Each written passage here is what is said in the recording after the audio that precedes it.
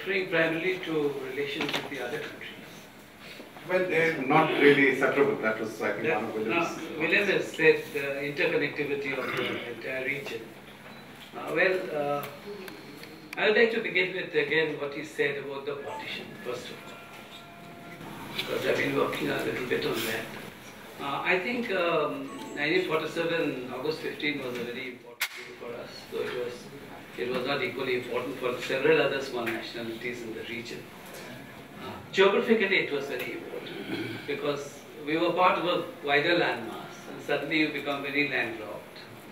And when you become landlocked, I think other problems also crop up.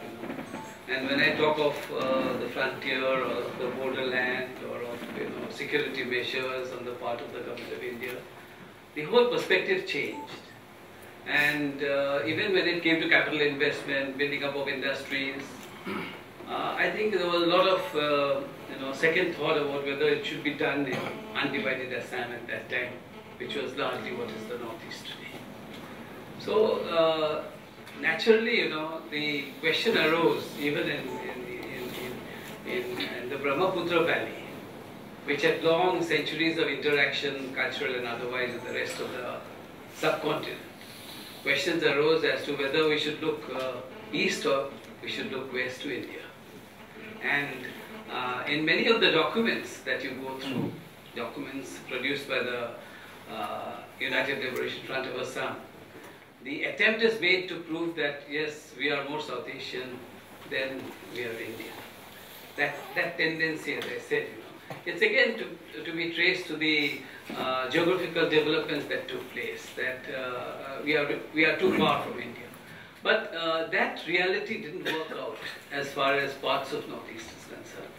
And I feel that when you talk of broader issues or issues about relationships with Pakistan initially, then with Bangladesh, or relationship with Myanmar. Myanmar hasn't figured very importantly, excepting for say when you talk of Naga politics, it was very important. When you talk of alpha bases in Myanmar, it becomes relevant. It becomes very relevant in the context of insurgency. Otherwise, from the point of view of trade, a lot of rethinking is being done, opening up is being done, more in other places. But still, it figures primarily from, as far as the government of India is concerned, as far as the state governments are concerned, I think a lot of thought about Myanmar comes in because of insurgency in the entire region. About Bangladesh, I think there's been a change of perception, fortunately. And there's a lot of importance on opening up trade routes, on opening up the Brahmaputra. And I think there's been a slightly positive response also from Bangladesh in recent times. But what I feel actually is very important is that trade is not just between governments. Trade is between peoples. And there's where people's perceptions become very important.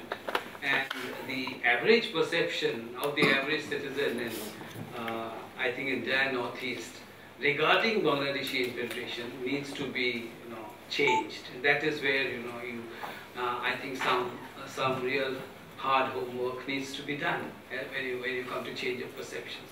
But otherwise, I think the problem still remains as far as land and immigration and occupation of tribal areas. Reasons why you had the problem in borderland, which was not at all just between a particular two religious communities or two groups as it was made out to be in many other parts of India and also in the social media. It was primarily basically a problem related to ethnicity and land and so on, pressure on land. So when we talk of China, I think I can't speak about Arunachal. I still feel there's a lot of very strong feeling for India in Arunachal. But Arunachal always had very strong links with across the border. And naturally we need to accept that instead of building up a bogey against China. I think the times are definitely changing now. But one very important point about Arunachal is that I don't want to use the word integration, but when you move around and talk to people, I feel there's a lot of belief, or whatever you say, in the present system of governance that has emerged through representative democracy. That's extremely important to note. But as far as Assam was concerned, it still nourishes that memory of 1962, when I feel there's a lot of misreading also of Nehru's statement, of a very controversial broadcast about Assam in 62 October. I still remember listening to it as a high school student. When the Chinese troops occupied Bombila and were just overlooking Tezpur. But at that same time, which I've always referred to as the paradox of the Assamese mind, there's always a feeling that we have not been treated properly. The sense of being betrayed. The sense of being betrayed comes only when you have sense of faith in someone. You believe in someone and someone betrays you. That's what happened with the grouping, when the grouping took place. And that also happened, and that's why I always feel that there is a great pull towards India. Even at the height of the Assam movement, the main slogan, despite all the aberrations and violence that accompanied it, was "Save Assam today to save India tomorrow." That was the slogan, we should not forget it. So even in Bhupen Hazarika's songs, at the height of anti-Indian feeling in 62, feeling of being abandoned to the Chinese, that was a very common feeling everywhere. I still remember a lot of people, many of school teachers working in schools in Shillong, they just disappeared overnight. They thought that Assam would go under occupation by the Chinese. Even in Guwahati University, there were so many vacancies suddenly that later on when I joined the Department of English, two of my best teachers always used to say that we came from Karnataka because there were so many vacancies after 62. So that was the point. But at that point too, Bhupen Hazarika sang those two beautiful songs, eulogizing the sacrifice of the Indian soldier. The two very, very moving songs by Bhupen Hazarika. So there's a pull towards India, and there's an anger that at moments of crisis India has dumped us. That feeling is there. So I think as far as China is concerned, I don't think there is much of a problem. With Bangladesh, of course, the problem of migration or illegal migration or whatever you call it needs to be worked out at the diplomatic level as well. And with Burma, of course, I think relations between bordering regions of Burma are quite very clear. I think we don't have a lot of problems that way. So that way, I don't think, I would see very positively, I think. And the largest positive point would be about Bangladesh, that if we open up the Brahmaputra as the major riverway across, then I think the problems of transit and all would be met to a very great extent. And this time, of course, that huge plant that has come up in Tripura, funded by the ONGC for power generation, and most of the very heavy equipment actually went through Bangladesh by the river. So the river transport part, the opening up part is very important, but for that also I think people's perceptions need to change. So that's all. Ram, both Professor Mishra and Ramchandra focused on humans and changing relationships, borders, identities, conflicts. But it's striking with the Chakmas, one of the initial impulses for disaffection is displacement by a dam. And of course, with the Mizos, we are all, no one in this room needs to remind you the links of bamboo, rats, and famine. So given the enormous richness of this region in terms of its natural wealth, its biological diversity, its ecologies, how do you see the issue of connectivity? Because we are living through a period where we're told in India, look east is giving way to act east. Burma has opened up. China is a very major player in terms of capital flows. There are other countries like Japan which play a role. So how do you see the natural landscape or the natural setting in which these transformations happen? Because you've worked on the environmental issue for a long time as a historian. Thank you, Mahesh. It was fascinating listening to the previous speakers. You can look east, which is the point that both Willem and Udayon made, and look at cross-geographical and historical boundaries. Or you could look west towards and confine yourself within the boundaries of nation states. They're complementary views. They're not exclusive. So I don't think Willem was saying that by looking at cross-border interactions, one should forget about the interaction of the 7 states with the other 22 states of India. So in that spirit, I'll take that, and I'll look at this interaction between these 7 states, or 8 states, with the rest of India. And there's historically, that is since 47, if I was to look at it as a historian of the people, the ecologies, and the cultures confined by the national boundaries of India, and I was to take the 7 states of the northeast and the rest of India, there are 3 asymmetries at work. One is a political asymmetry, and Udayan's statement about feeling betrayed, because you had a hope when you were betrayed, shows a political asymmetry. Now, this sense of either being betrayed or not having faith at all in the intentions of the Indian nation state, which is the case in Mizoram and in Nagaland and in parts of Manipur, which is why those are 3 states where you had major insurgencies against the Indian state. So there's this asymmetry, there's a political asymmetry, and it's interesting to see how this can be, changed. There have been some successful peace processes, as in Mizoram, but say in Assam and Manipur, the conflict goes on. It's interesting to think again comparatively, not just with regard to our neighboring countries, but globally. Should we have moved towards a system where smaller states had equal representation in the upper house of parliament, for example, which is the case in America, where smaller states are protected because they have 2 senators. Now, one reason there's a political asymmetry is that in a Lok Sabha election, these votes don't count. I mean, each of these states has 1 or 2 MPs going to Lok Sabha, whereas UP has 78, and Maharashtra has 50 something, so they are much more important. So there's a political asymmetry we consider.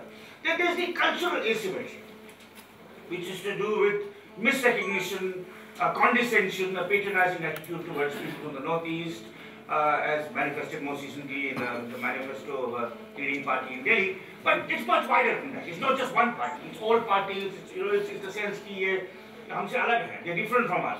They're more akin to the Chinese. So this kind of thing, which has resulted in attacks on students from the northeast, including in my hometown Bangalore, and of course in Delhi and elsewhere.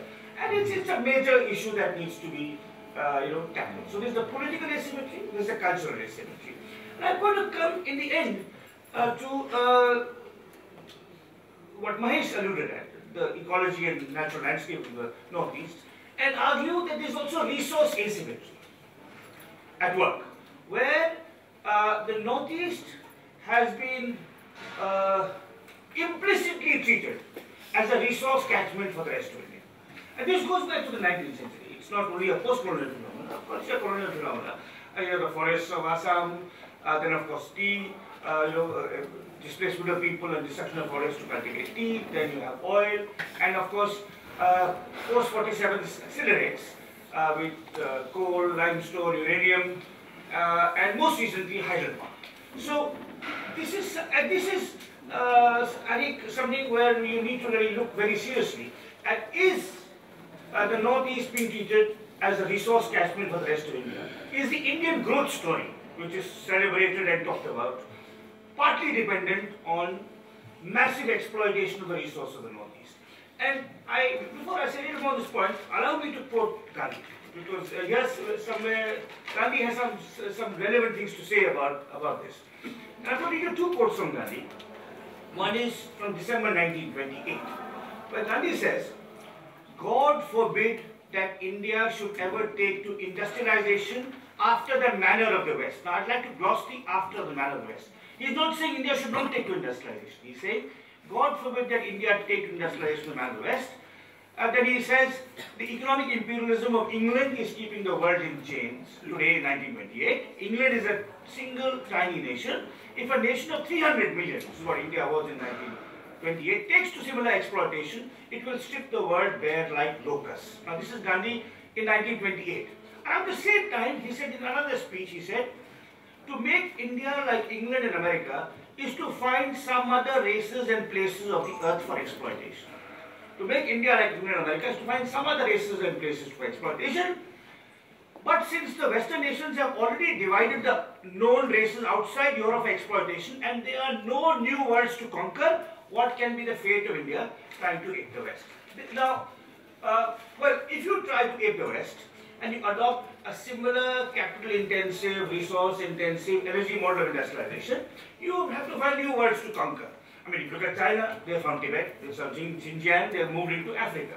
If you look at India, the real catchments are the central India and the northeast.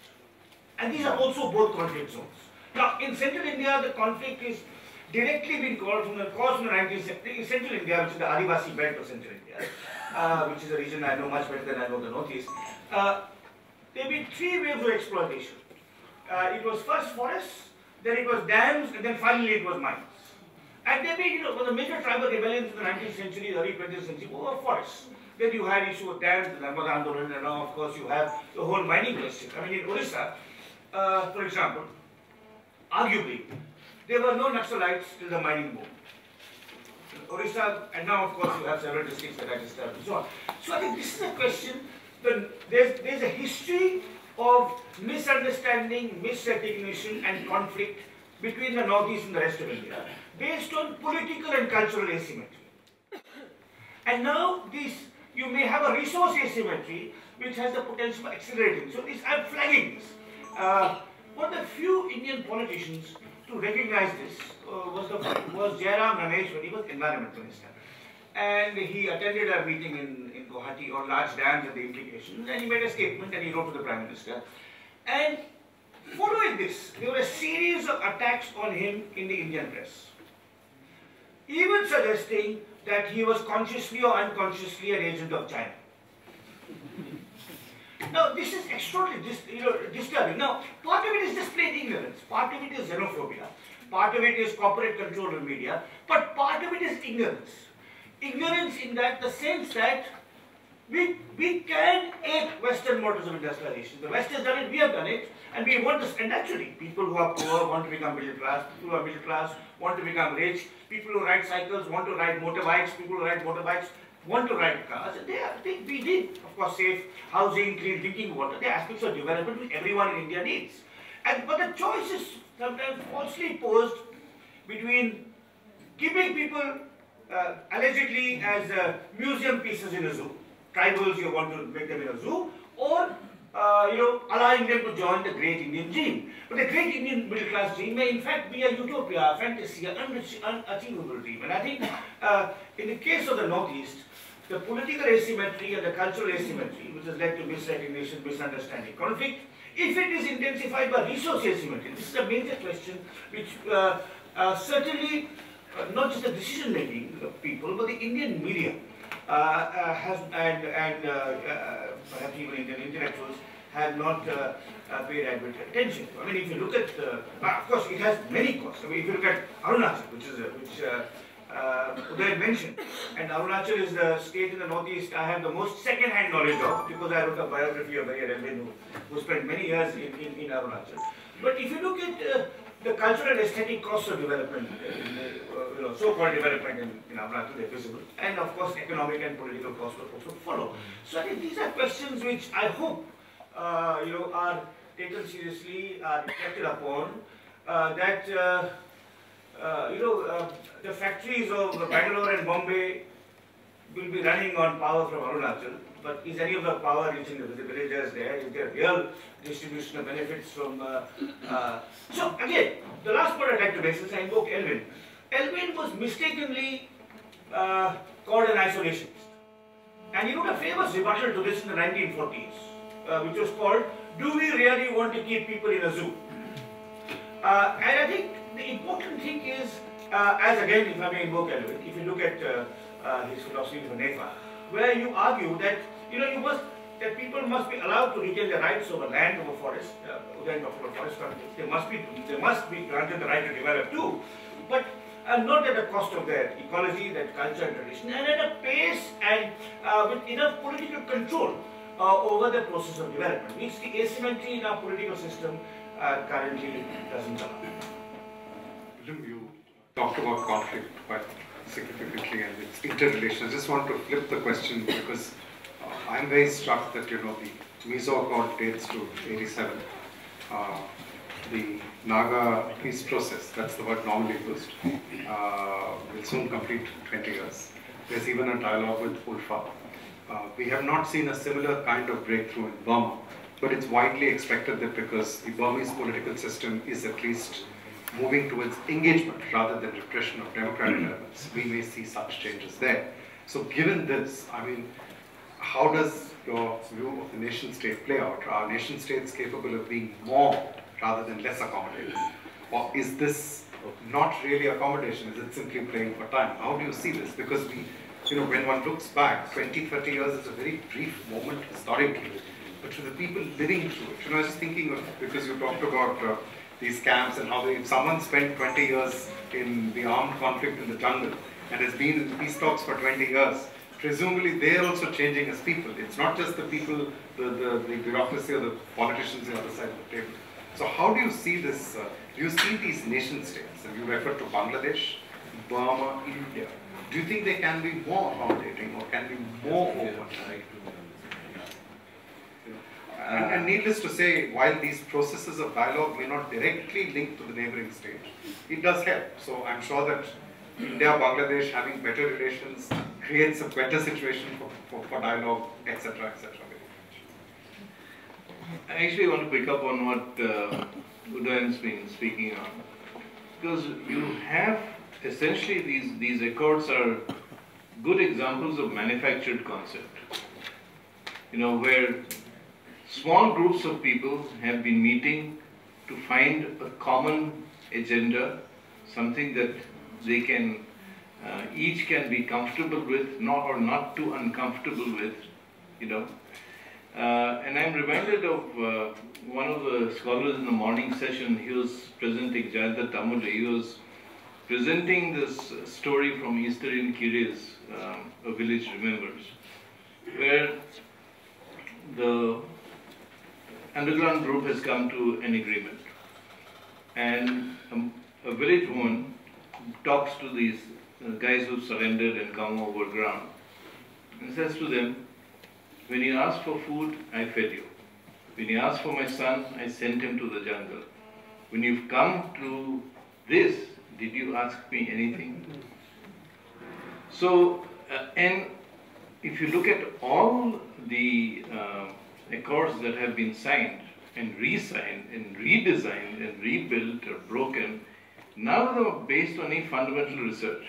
They're all based on perceptions by the state and central governments and in conversations with their intelligence and the military on one side, as well as the strongest armed force on the other.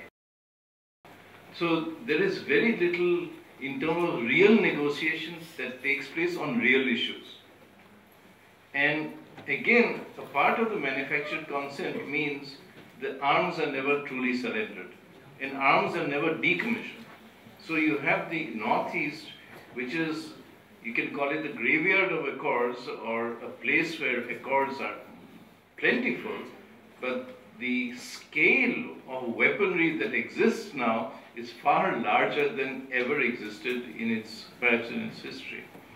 Those are 2 points I wanted to give, and I think that what this has done is actually reduce the space for actual negotiation and conversation, because you have continuously groups that break away challenging the one that quote sold out.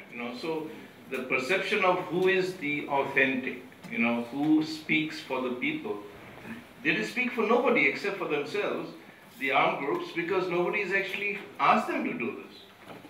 So I think this is something that needs to be looked at. And in the process, we've talked at various times about the actes, lookies, whatever this thing is, the strange animal is.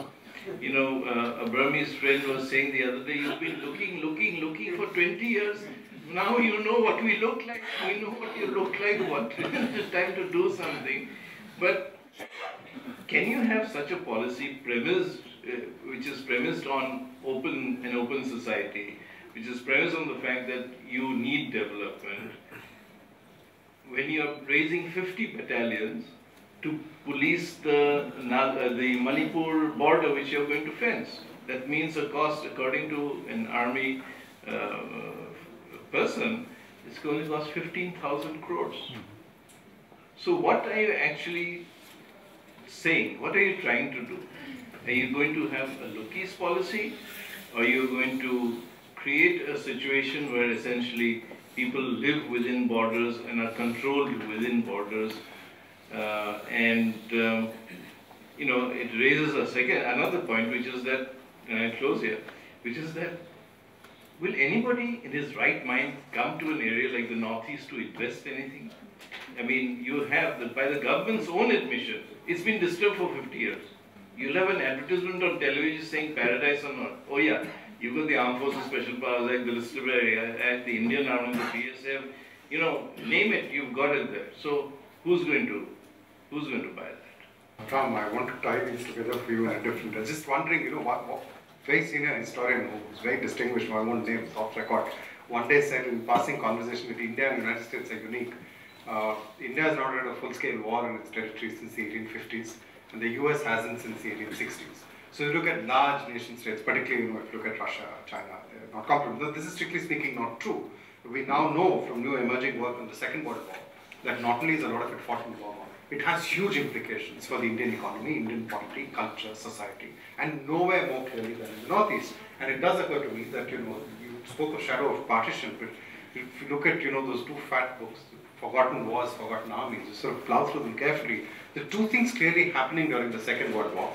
Certain groups whose lands become the amphitheater of conflict, become actors in the conflict. So the Nagas and the British is one example, the Kachin and the Karen another. In the process, surely some of those societies also do get militarized. And these areas figured in certain very important ways in the options available in the 40s. So the crown colonies and so on. So I just want to turn this around to Ram. I mean, are we ignoring the shadow of the longer period of empire? I mean, even the 5th, 6th schedule, these accords, these also go back to a very long imperial colonial period. We may be doing them in a republican democratic polity. So, you know, what is the longer term picture when you look at the socio-politics of this region in terms of the imperial aftermath, the impacts of the Second World War? It's not so long ago, historically. Very long ago for people in